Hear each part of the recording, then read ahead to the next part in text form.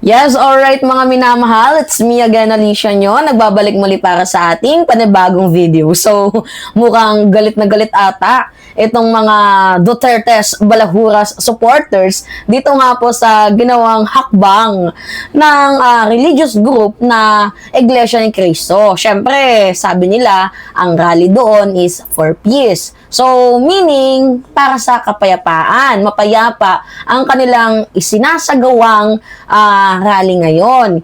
Ngunit, sabi nga ng nakararami, meron daw pong dadalong ibang mga grupo. 'Di ba?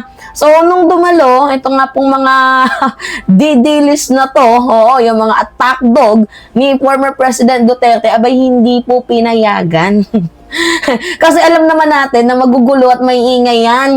Baka sila pa yung maging cause at pumangit ng imahe ng rally ng INC. But anyway, you did a good job. 'Di ba na pinalayas nyo yung may mga saltek, may mga yung mga salot, may mga wala sa katinuan dyan sa peaceful rally ninyo kuno, 'di ba? Peaceful nga ba? Natatawa ako eh. Tinatago lang nila sa sarili sa salitang peaceful pero yung agenda is 'di ba?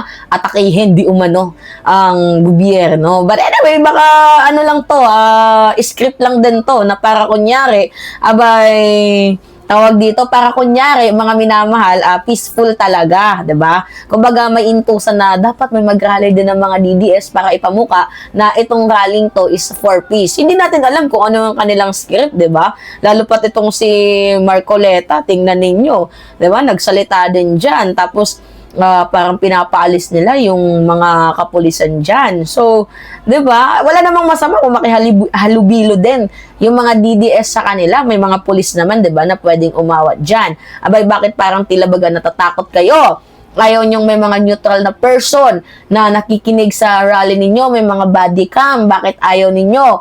Bakit ninyo tinataboy? Anyway, ipapanood ko sa inyo yung video, mga minamahal. Ay, nasa na yung video? Okay. Mga kapuso, nagmamarcha po ngayon patungkol Iwasang Bonifacio. Ito mga taga-suporta ng mga Duterte.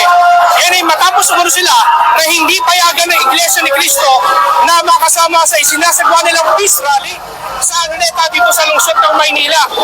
Ayon kay Daniel Nobleza, tagapagsalita ng Reforma Pilipinas at ng Hakbang na May Isog, umiling po sila sa pamunan ng Iglesia ni Cristo na makasama po sana sa kanilang rally pero hindi raw po sila pinagbigyan. Yan ay dahil sa kasama po sa kanilang panawagan sa kanilang pagkilos ay ang pagbibigyan po ni Pangulong Bongbong Marcos. Sinabi po sa kanila ng pamunan ng Iglesia ni Cristo na ayaw po nilang mahaluan ng kulay yung isinasagwa nilang mapayapang rally dito po sa Luneta sa lungsod ng Maynila. Trinay po namin na gumawa ng liham para po magpaalam sa ating mga kapatid sa Iglesia. Ngunit Anyway, wait lang. Anyway, mga minamahal, meron naman kayong EDSA shrine eh.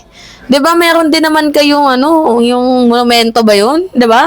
Kung saan pwede kayong magsagawa din ng sarili ninyong rally, Liwasang Bonifacio, 'di ba? So, bakit kailangan yung humalibilo dito nga po sa kapatiran, 'di ba, sa Iglesia ni Cristo sa kanilang isinasagawang rally? 'Di ba? Mag-rally din kayo ng inyo. Oo, siguro flop din kayo. Oo. Langaw din ang rally ninyo kaya para masabi na madami kayo, abay dadalo kayo sa rally ng INC. 'Di ba kayo naawa sa mga sarili ninyo? Nagmumukha kayong katawa-tawa, nagmumukha kayong katanga-tanga, 'di ba? Continue. pa rin po nilang tinututulan na kami ay makapasok sa loob at lalo na may nakalagay na BBM resign. Dahil may sarili daw po silang programa, kami naman po ay naiintindihan po namin ang sitwasyon. Kaya sumusunod din po kami kung ano po ang gusto po nila.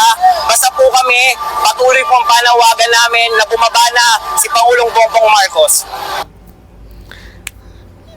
Anyway, at the end of the day, mga minamahal, anyway, at the end of the day, yung panawagan din naman talaga ng grupo, yung religious group na yan, na INC, is pabagsakin din, nagmumukhang ganun din, mga minamahal, yung kanilang rally, 'di ba?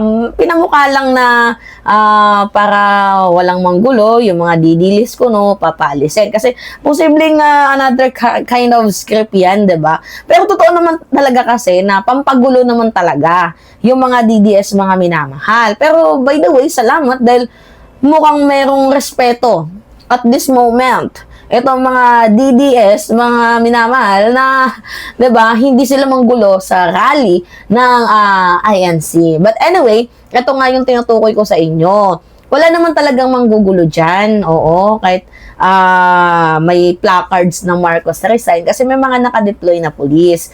Ang hindi lang talaga natin maintindihan, bakit yung mga pulis na nakadeploy, naka-standby, wala namang ginagawa, nakikinig, nag-oversight, ay pinapaalis ninyo. Na in the first place, ang aims nila is protektahan itong mga rallyista kasi unang-una pag merong nangyari diyan, sino ba yung tinatawagan nila, 'di ba? AFP, PNP, mga rescuer. Biruin niyo, sabi 650,000 daw ang dumalo. O ngayon na 650,000 daw ang dumalo, syempre isang tulakan lang diyan, meron yang mangyayaring may himatay, 'di ba? Merong masusugatan, merong masasaktan. So, hindi lang natin alam kung ano yung mga posibleng mangyari. Kaya nga nandiyan, 'di ba, yung PNP nakaantabay para bantayan kayo, lalo pat nagbanta na din ang AFP na baka meron daw pong hindi magandang mangyari dahil hahaluan daw po ng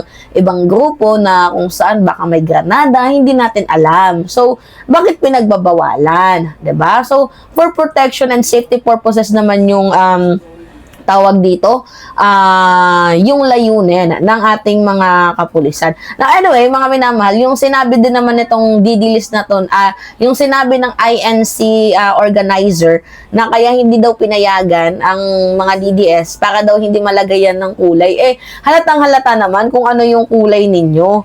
Parang banta na nga to na parang people power na din tong ginagawa ninyo. 'Di ba? At 3 days rally yan. Mga minamahal. Ang iba nga dyan, tingnan nyo, nagpipiknik, nagpa-family reunion. Ewan ko ba? 'Di ba? Mga minamahal, ano to? Pinagbabantaan na ba ninyo ang gobyerno? Gusto nyo na bang patalsikin ang gobyerno? Napaka-ironic na binoto nyo si PBBM tapos i-call out nyo. 'Di ba? Nang ganun-ganun lang. Wala ba kayong mga palabra di honor? 'Di ba? But di nyo na lang antayin na matapos itong si PBBM bilang presidente ng bansang Pilipinas. Oo. Di ba? Nakakaloka, mga minamahal. Anyway. Yun po. So, ako sa INC, pinagtataboy nila mga destabilizer. Actually, kahit nga din daw, di umano yung mga INC, one of the destabilizer din daw, kuno mga minamahal. So, anyway, yun po. Hay nako, nagamit na naman yung religious group para sa political agenda. Nalulungkot man, pero wala tayong magagawa. Madami kasi mga taong bulag. Diba? Alright, so anyway, pahingin lang ako ng comments, likes, and share. And also, don't forget to click the subscribe, mga minamahal, and always hit notification bell para lagi kayong na-update sa mga video na ina-upload natin. Maraming salamat at ingat, mga kababayan!